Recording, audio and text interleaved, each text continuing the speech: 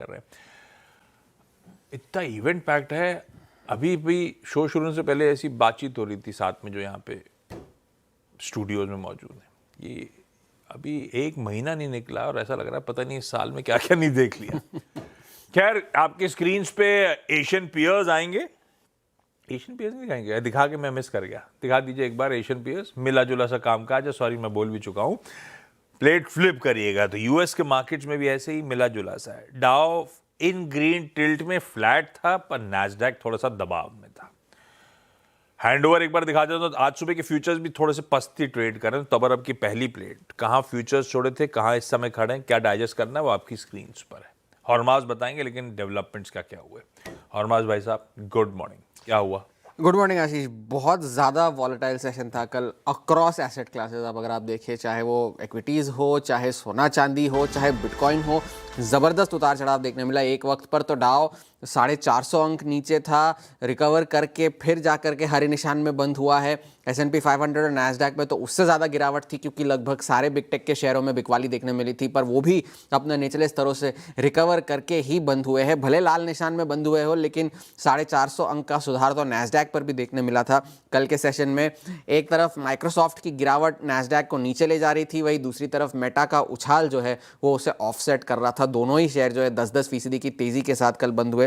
पहले माइक्रोसॉफ्ट की बात कर लेते हैं। मार्च 2020 के बाद का सबसे खराब सेशन कल माइक्रोसॉफ्ट के लिए था। $350 बिलियन की मार्केट कैप कल स्वाहा हुई है माइक्रोसॉफ्ट की। और माइक्रोसॉफ्ट का जो मार्केट कैप कल जिसका जितना नुकसान हुआ है, वो S&P 500 की 90% कंपनियों से ज़्यादा नुकसान कल माइक्रोसॉफ्ट का हुआ।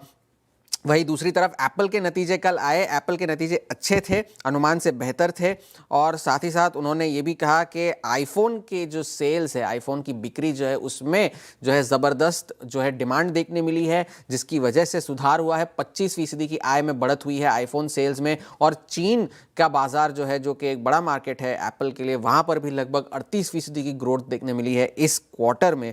और इसी वजह से एप्पल के शेयरों में वैसे तो आफ्टर आवर्स में कोई ऐसा बड़ा एक्शन देखने नहीं मिला, लेकिन नतीजे अच्छे थे। लेकिन साथ ही साथ उन्होंने ये भी कहा कि इस तिमाही में आईफोन की जो सप्लाई है वो थोड़ी सी कंस्ट्रेंड होगी, क्योंकि डिमांड मीट करने में वो इस वक्त सक्षम नहीं है। तो ये कल का बड़ा नतीजा था। साथ ही साथ कल ट्रेड डेफिसिट के आंकड़े आए। पिछले महीने हम बात कर रहे थे कि ट्रेड डेफिसिट जो है वो 2009 के बाद के सबसे निचले स्तरों पर आई है। उसके मुकाबले में नवंबर के महीने में ट्रेड डेफिसिट महीने दर महीने लगभग दुगनी हुई है। $56 बिलियन का इजाफा हुआ है नवंबर के महीने में। और अगर तिमाही आधार पर या साल के आधार पर अगर हम देखें YTD, तो लगभग $900 बिलियन, $850 बिलियन की ट्रेड डेफिसिट अब हुई है यूएस की, जो पिछले साल के मुकाबले 4% ज़्यादा है। तेल की कीमतों के बारे में हम इस पूरे हफ्ते से बात करते आ रहे हैं कि ये जोकर इन द पैक हो सकता है, क्योंकि $70 के पार अब ब्रेंट निकल चुका है। कल तो $72 के ऊपर भी निकल गया था। जुलाई के बाद की सबसे ज़्यादा का सबसे ऊंचा लेवल देखने मिल रहा है। कमज़ोर डॉलर जो डोनाल्ड ट्रंप धमकियां दे रहे हैं ईरान को, उस वजह से प्राइसेस को सपोर्ट मिल रहा है। और अब तो AP की रिपोर्ट के मुताबिक ईरान जो है स्ट्रेट ऑफ हॉर्मुज़ में एक ड्रिल कर सकता है, मिलिट्री ड्रिल जिसे कहते हैं। वहाँ पर लाइव फायरिंग होने की चेतावनी दी गई है शिप्स को, जहाँ पर जो जहाज़ वहाँ पर है। तो उस वजह से भी जो है प्राइसेस में थोड़ा सा सपोर्ट मिल रहा है।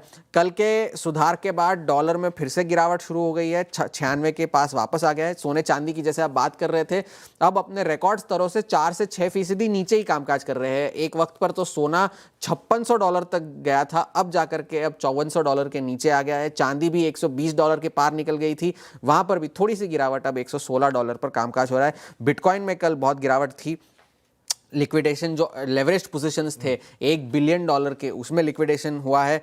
और एक और शटडाउन की आशंका अब बढ़ती जा रही है, क्योंकि सेनेट ने फिर से जो प्रोसीजरल वोट था वो फिर से फेल हो गया है। और अगर आज रात तक ये प्रस्ताव पास नहीं हुआ तो शनिवार से फिर से सरकार जो है शटडाउन में चली जाएगी।